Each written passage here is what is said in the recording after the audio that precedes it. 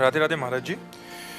महाराज जी, किसी भी व्यक्ति को जीवन के सर्वश्रेष्ठ लक्ष्य का निर्धारण करने के लिए किन बातों का ध्यान करना चाहिए? सबसे पहला, व्यभिचार को रोकना चाहिए, ब्रह्मचर्य की रक्षा करनी चाहिए। अगर गृहस्थ है तो एक पत्नी व्रत धारण करना चाहिए, और अगर ब्याह नहीं हुआ है तो ब्रह्मचर्य रहना चाहिए। हर डिपार्टमेंट की नींव है ब्रह्मचर्य।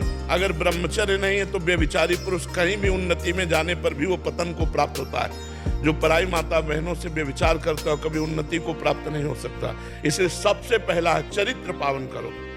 तुम्हारा चरित्र ठीक होना चाहिए, तुम्हारा आचरण ठीक होना चाहिए, और उसके लिए ब्रह्मचर्य का पालन। गृहस्थी में है तो भी संयम रखे, 30 दिन 40 दिन 50 दिन जितना दिन संयम रख सके। अगर अभी ब्याह नहीं हुआ तो पूरा संयम रखे, और विरक्त है तो पूरा संयम का मार्ग ही है पहला ब्रह्मचर्य। और दूसरा, कम खाना, मिताहार।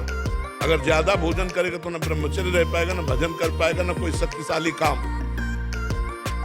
एक बादशाह ने पूछा एक बहुत बड़े औषधि बताने वाले वैद्य से कि कितना खाना चाहिए 24 घंटे में जिससे हमारा शरीर स्वस्थ होकर भरपूर काम कर सके। तो उनका 39 तोला। एक तोला का मतलब होता है 10 ग्राम, 390 ग्राम होता है।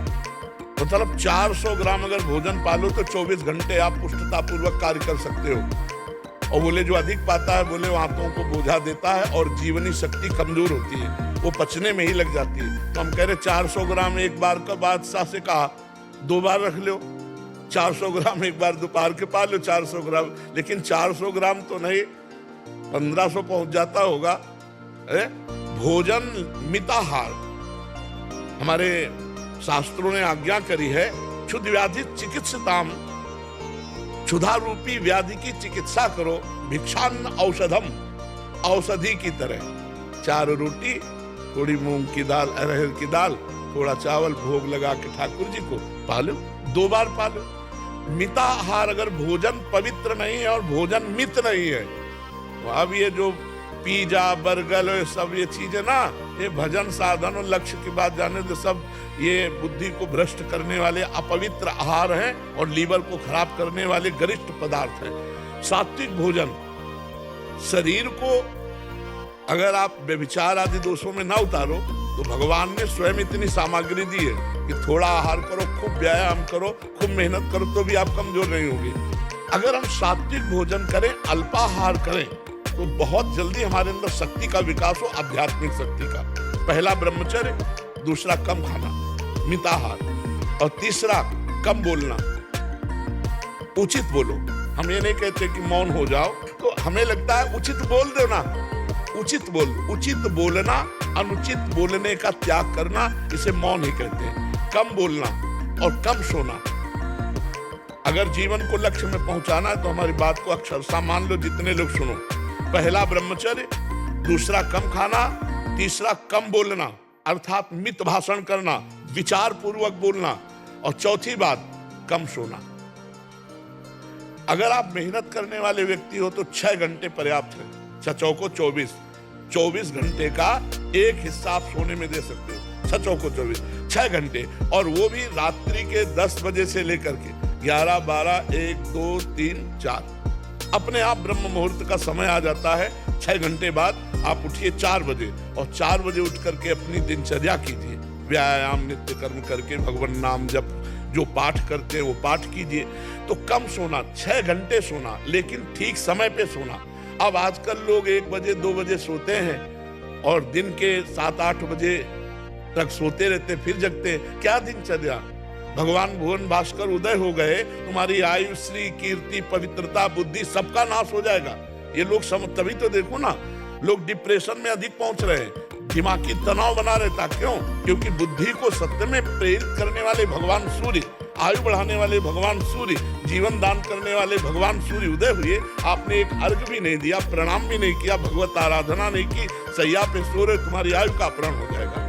तो ये 4 बातें ध्यान रखनी होगी। ब्रह्मचर्य, कम खाना, कम बोलना, कम सोना, और फिर जिस मार्ग के पथिक बनो, उन संत महापुरुष का आदेश लेकर उनके अनुसार उपासना करो। आप देखो परिपक्व हो जाओगे। लक्ष्य है भगवान की प्राप्ति। अगर मनुष्य शरीर धारण करके सच्चिदानंद प्रभु को प्राप्त नहीं किया, भगवान को प्राप्त नहीं किया, तो फिर जीवन का जीवित मुर्दे के समान है। जिन हरि भगत हृदय नहीं आनी, जीवित सौ समान थे प्राणी। लक्ष्य बनाओ भगवत प्राप्ति, और ऐसे चलो, देखो आनंद आ जाएगा।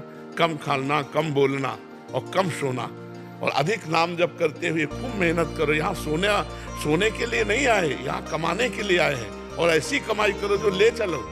क्या नाम ये रुपया, बैंक बैलेंस, ये जमींदारी, ये जितने भी डिग्रियां हैं और जितने भी पद है, सब यही रह जाने वाले प्यारे। हम तो कई बार कहते हैं कि होश में ऐसे देश में कमा रहे हो जहां से चवन्नी नहीं ले जाओगे, यही सब छुड़ा लिया जाएगा। अगर नाम जप किया वो तुम्हारे साथ है, नाम जप नहीं तो फिर जीवन निरर्थक है। कबीरा सब जग निर्धना, धनवंता नहीं कोई, धनवंता सोई जानिए जाके राम नाम धन। जो नाम जप रहा है वही धन। यद्यपि आपके दर्शन मात्र से समस्त संशयों का निराकरण स्वतः ही हो जाता है, तथापि एक प्रश्न कभी कभी मेरे मन में आता है। जब कभी जीवन में अनिर्णय की अवस्था आती है, भिन्न भिन्न परिस्थितियां आती हैं, उसका निवारण करने के लिए किसका आश्रय लें? मन का, भगवान का या भगवान के आश्रित? भगवान के ऊपर छोड़ दो। जब भगवान शंकर ने सती जी को बहुत प्रकार से समझाया कि रघुनाथ जी सच्चिदानंद हैं, बड़े बड़े मुनीन्द्र योगींद्र इनका ध्यान करते हैं, लेकिन सती जी को समझ में नहीं आया कि यदि भगवान श्री राम सच्चिदानंद त्रिकालज्ञ हैं तो खोज कैसे रहे, हे खग हे मृग हे मधुकर श्रेणी, तुम देखी सीता मृग नैनी। और अगर भगवान सच्चिदानंद नहीं तो भगवान शिव त्रिकालज्ञ हैं, ये इनको सच्चिदानंद कह के क्यों प्रणाम करते?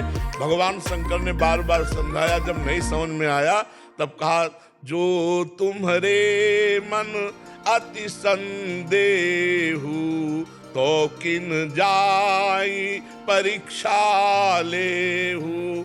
अब होई ही सोई जो राम रचि राखा, को करी तर्क बढ़ावे शाखा, अस कही जपन लगे हरिनामा। ये सिद्धांत है। पहले हम प्रयत्न करें कि क्या ठीक है क्या नहीं ठीक है। जब हम ऐसी स्थिति में पहुंच जाएं कि निर्णय करने लायक नहीं है, तो श्री भगवान के ऊपर छोड़ दें।